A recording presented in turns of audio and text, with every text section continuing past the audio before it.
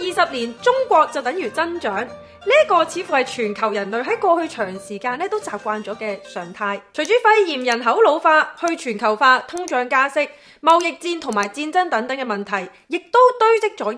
系列嘅中國式嘅經濟問題。中國喺2022年嘅 GDP 只係增長咗3%，IMF 亦都預測中國喺2023年 GDP 嘅增長會係4.4%，呢度係講緊30年以嚟最低嘅增長速度。中國依家面臨緊地方政府債務啦、金融體系同埋內房地產嘅危機。過去10幾年嚟一直推動緊中國經濟增長嘅巨額信貸泡沫亦都面臨緊呢個爆破嘅邊緣。所以無論有人講緊係中國經濟放緩啦，抑或再嚴重啲講緊中國經濟崩潰，似乎呢一啲事真係可能會發生。你可能以為自己唔係住喺中國，或者唔係投資喺中國嘅資產你就冇問題啦。但係中國嘅影響力其實係講緊世界級別㗎啦。如果講緊全球最大嘅 GDP 嘅貢獻者喺 PPP 嚟講就係中國第一位18.62%，其次就係美國15.74%，而全球最大嘅出口國亦都係中國2.7萬億，其次就係美國2.1萬億。至於全球第一嘅商品出口國中國，全球嘅15.9% 嘅商品都係由中國出口，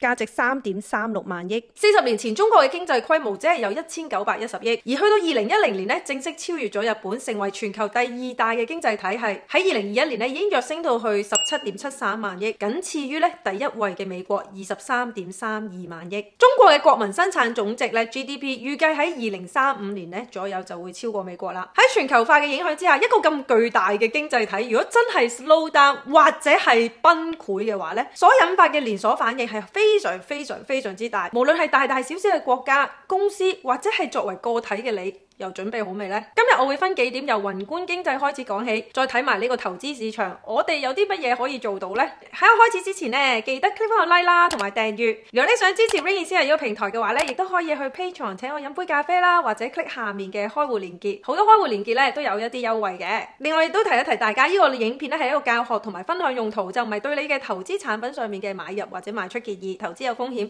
記得自己做好功課啦。中國嘅 slow down 對成個世界有咩影響呢？第一，我會同你哋睇一睇呢個美國國債。一般嚟講中國嘅公司會通過出口佢自己嘅貨品，即係 Made in China 啦，去世界各地嘅國家，咁包括歐洲、美國、遠至非洲都有嘅。而通過出口呢啲中國公司就會得到美金。但係隨住全球同埋中國經濟放緩啦，對美國或者係其他國家嘅出口下降，中國手頭上面可以用嚟買美國國債嘅美元外匯亦都會減少。所以如果中國嘅經濟 slow down， 中國嘅出口疲弱嘅話，亦都代表對美國債務嘅需求嘅減少。呢度都 FYI 啊，中國其實係美國國債嘅第2大嘅持有國。美國嘅國債喺呢個需求下降之下美債就要增加佢嘅回報先可以吸引投資者去投資佢嘅債券啦。回報喺呢度即係指債券收益率。以前呢啲影片都有教過呢個債券收益率，如果你想學一學可以 click 嚟睇下。咁債券收益率上升，即係代表美國嘅長期利率有機會要上升，美國嘅債務成本亦都上升啦。咁我上次就有講過啦，美國同埋全球債務成本上升嘅問題。咁當時就研究過不斷上升嘅支出同埋債務會加劇美國財政嘅挑戰，而全球多個國家嘅債務已經上升到去歷史高位，高嘅債務水平亦都意味住會加重咗呢個預算赤字。有赤字嘅國家就必須要增加佢稅收或者係減少政府支出先可以維持國家嘅運作。而中國嘅經濟放緩對美元嘅價值有咩影響呢？咁隨住中國對美國國債嘅需求下跌，中國對美元嘅需求亦都會下跌。呢度都講多少少，美國嘅國債其實係用嚟衡量美元價值嘅標準之一。咁美元嘅走勢其實都係同呢個國債嘅需求同步嘅。一般嚟講，國債嘅需求上升嘅話債券收益率就會下跌啦。即係話好多人爭住買國債，咁美國唔使俾咁多利息，都會有人買㗎啦。咁多需求係咪？咁如果國債需求係上升嘅話，亦都意味住美國國債同美元嘅需求係有增加。相反，如果美國國債嘅需求係下跌嘅話咁呢個債券收益率就要上升啦。即係頭先我講嘅，咦個國債冇咩人買喎，咁美國咪要俾多啲着數啲投資者，佢先肯嚟買你嘅國債咯。咁就會形成呢個債券收益率上升啦。咁亦都意味住對美國國債同埋美元嘅需求喺市場上面都係減少。所以隨住中國嘅經濟受影響嘅話美元對人民幣嘅價值亦都可能會跌。咁我其實都諗到一個問題啊，如果中國作為美債大嘅債主嘅話，咁會唔會喺最壞嘅情況之下，就係中國拋售佢手持有嘅美國國債，令到咧美元急劇貶值呢？咁即係話中國係美國大債主，咁佢鏈住佢條頸得唔得呢？咁我就住呢個問題呢，我就做多少少 research。事實就係由上年開始，美國加息之後呢，其實美元對一籃子貨幣呢係升值，其他貨幣呢係大跌。咁三大嘅美國債主係邊個呢？就係第一，日本。二就係中國、英國，咁呢三大債主咧都分別拋售美國嘅國債，去捍衛翻自己嘅貨幣，因為佢唔拋售咧，佢自己嘅貨幣咧就會貶值啦。而中國亦都由上年開始大大咁樣減持呢個美債，依家咧中國已經連續6個月咧持有低於1萬億美國嘅國債。但係雖然日本、中國同埋英國咧都大幅拋售呢個債券，但係我又見唔到美國嘅經濟咧因為咁樣而受到任何壓力，而美元咧亦都冇受到佢哋嘅拋售咧而急劇貶值。呢度最主要嘅原因就係依家市場仍然未有一個好似等同於美國國債一樣咁穩定或者流動性好嘅替代資產。咁美元作為世界貨幣嘅地位咧，暫時仍然係穩固嘅。但係咧咁多嘅經濟體同時出售呢個美國嘅債券咧，亦都表明佢哋對美國債務嘅信心咧，亦都喺度慢慢減弱。但係對美元失去信心呢個速度咧，可能係好緩慢嘅。如果地球人仲係未揾到一個可以替代美元嘅資產咧，咁我又唔會覺得咧美元咧係會變成廢紙嘅。去年嘅年中左右啦，喺加息嘅預期之下咧，曾經咧美元係升到20年嘅高位，但係隨住中國下半年開始佢嘅經濟問題浮現啦，佢哋對美元嘅需求亦都下降，經濟衰退同埋加息嘅步伐放慢之下咧，其實美元近日都跌至翻呢個7個月以嚟嘅低位噶啦。好，講完美金咧，依家講一講人民幣啦。唔講你哋可能又未必知喎，其實全球啊邊一個國家係美元嘅最大 fans 呢？答案咧就係中國。中國咧係全球最大嘅美元儲備持有國，佢哋持有3.4萬億嘅美元，而第二大咧就係日本1.4萬億嘅美元。咁中國同日本咧點解要不斷咁樣囤積佢哋美金呢？因為呢兩個國家都係出口多於進口嘅，而佢哋出口嘅貨品咧收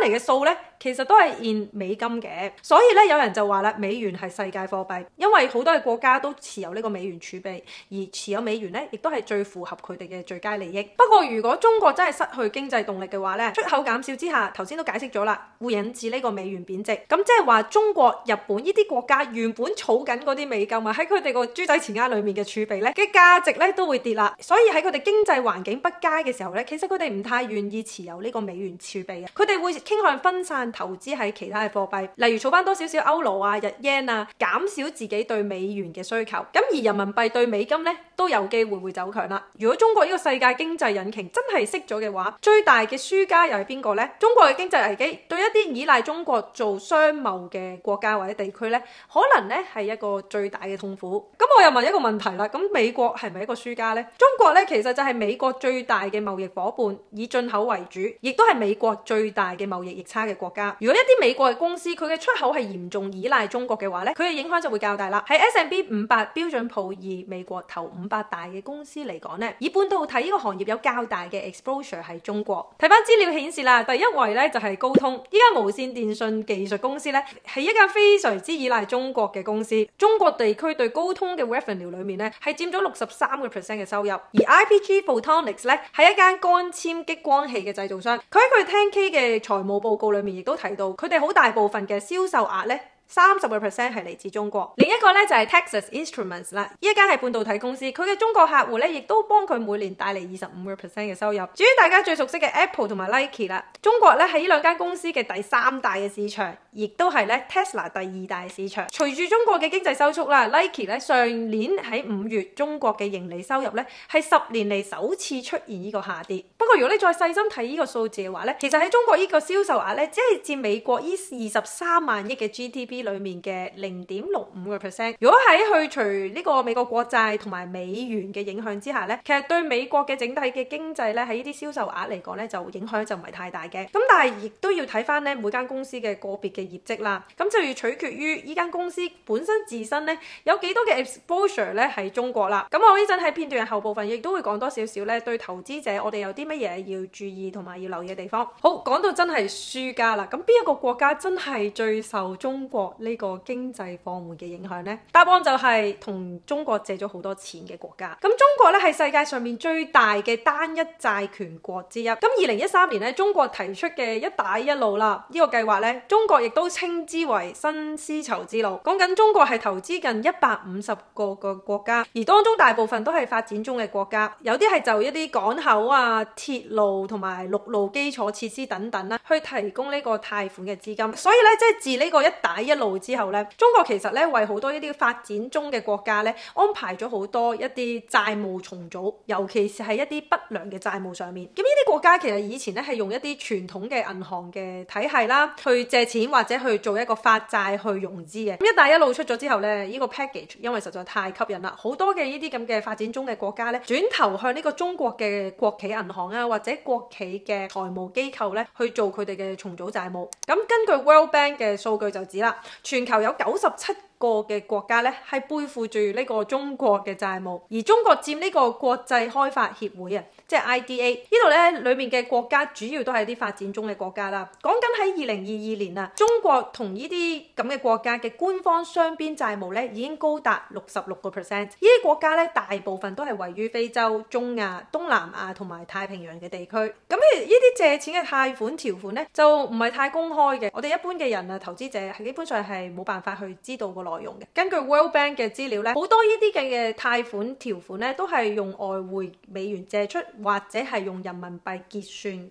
嘅債務嚟嘅。借得最多中國錢嘅國家包括斯里蘭卡、巴基斯坦、馬爾代夫等等啦。巴基斯坦咧就爭緊中國773億美元等值嘅外債，馬爾代夫咧就爭緊55.5億，其中咧28.4億咧係用美元結算嘅外債。埃塞俄比亞嘅外債係79億。肯尼亞咧就係74億。咁咧隨住呢個利率上升同埋通貨膨脹上升咧，美元喺過去1年咧急升咗去到呢個20年嘅高位啦。咁依家人民幣亦都走強，咁呢啲債仔嘅國家咧，即係代表佢要用更多自己嘅貨幣去換取人民幣或者換取美金去還佢嘅外債啦。咁呢啲國家因為係發展中啦，好多佢本身佢自身嘅生產能力都唔係咁好，加上佢哋要唱錢啦，唱貴咗嘅美金同埋唱貴咗嘅人民幣，即係咧形成佢哋嘅借貸成本大增啦。咁中國就係作為佢哋嘅最大嘅債主，呢啲國家咧都面對一個困難去還翻呢啲債，甚至係違約。咁大部分嘅呢啲嘅國家咧已經陷入咗呢個債務危機。而喺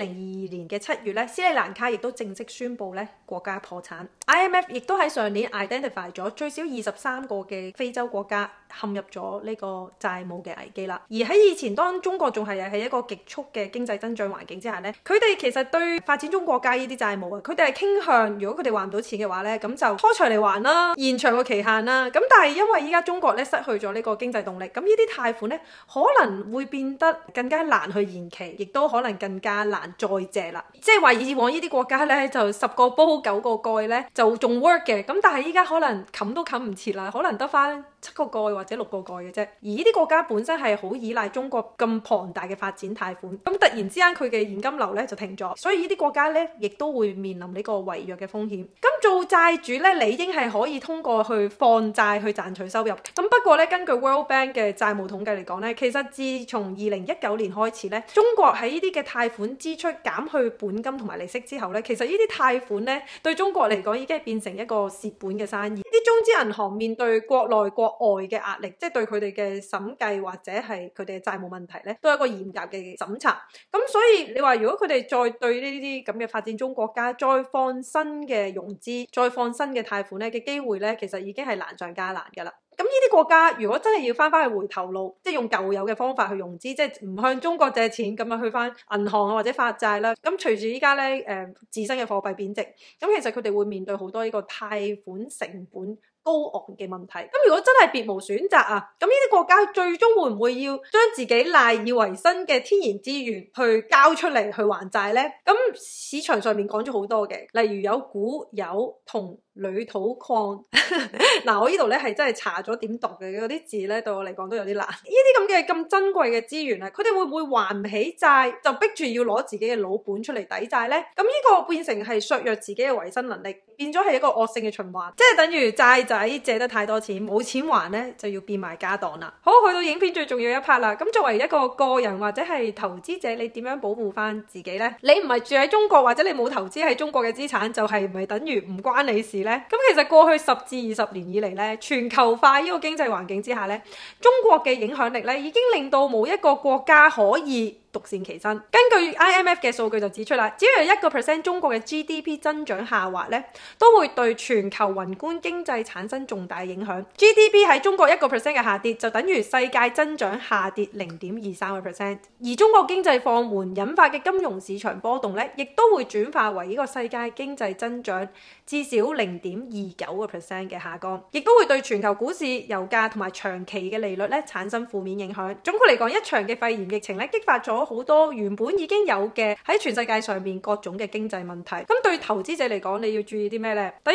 喺利率方面啦，中國嘅經濟放緩係不利美國嘅長期利率走勢。咁長期利率高企咧，亦都會對股票嘅價值產生負面影響，因為呢個現值折現率 discounting factor 同埋呢個經濟疲軟，導致一啲公司產生嘅收入咧更加困難，從而咧亦都影響咗佢哋嘅估值啦。如果你想學多少少嘅話咧，可以參考我呢個豬豬課程啦。喺裏面嘅估值模型裏面咧，有詳細教到 DCF 同埋咧佢哋現金流折現嘅基礎，同埋咧 discounting factors 點樣影響估值嘅。咁第二就係債市啦。咁美國國債嘅需求下跌，引發美國預算赤字嘅問題更加嚴重。就正如我另外一段影片有講過啦，每年咧美國都要面對呢個 debt ceiling， 即係呢個債務上限到頂嘅問題。咁美國依家咧仍然係以借錢去還錢嘅。如果美國嘅債務真係違約嘅話咧，可以造成非常之嚴重嘅金融危機。第三就係貨幣啦，美元回軟其實係可以刺激企業嘅出口啦，而弱嘅美元咧亦都可以令到以美元結算嘅債務嘅成本咧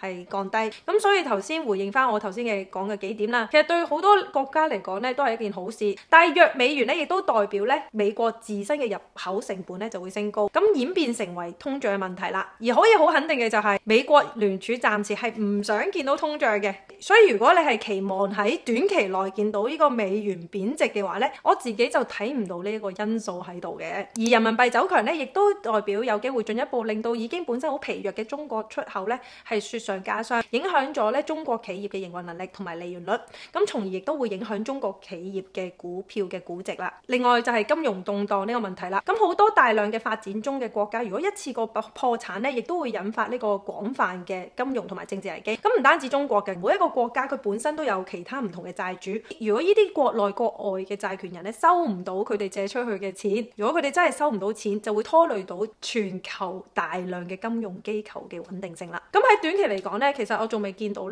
頭先我講嘅問題咧有一個好明顯嘅解決嘅答案。不過其實呢個都係一個經濟週期上我哋會遇到嘅嘢。2023年全球咧仍然處於一個極唔明朗嘅時期，好多經濟學家咧都認為啦，目前咧全球嘅經濟衰退嘅可能性咧係達到98.1%，而喺世界論壇裏面10個嘅經濟學家裏面有7個咧都認為全球會喺今年咧進入呢個經濟衰退。咁我之前喺唔同嘅影片有介紹過啦，60-40呢個股債或者係一個多種資產嘅組合咧，其實係可以幫你分散自己嘅投資風險。投資上面喺2023年千祈唔可以過分依賴單一嘅地域嘅市場 ，diversify 你自己嘅資產同埋市場咧係必要嘅。咁呢段影片咧有分享過喺2023年喺大蕭條期裏面咧，我哋應該將啲錢放喺邊幾個地方咧會較好咧？同埋我哋都有提過呢個股債市場嘅展望。如果你哋有興趣咧，可以 click 嚟睇下。好，你都留言話俾我聽，你覺得中國嘅經濟會唔會真係出現呢個大倒退呢？而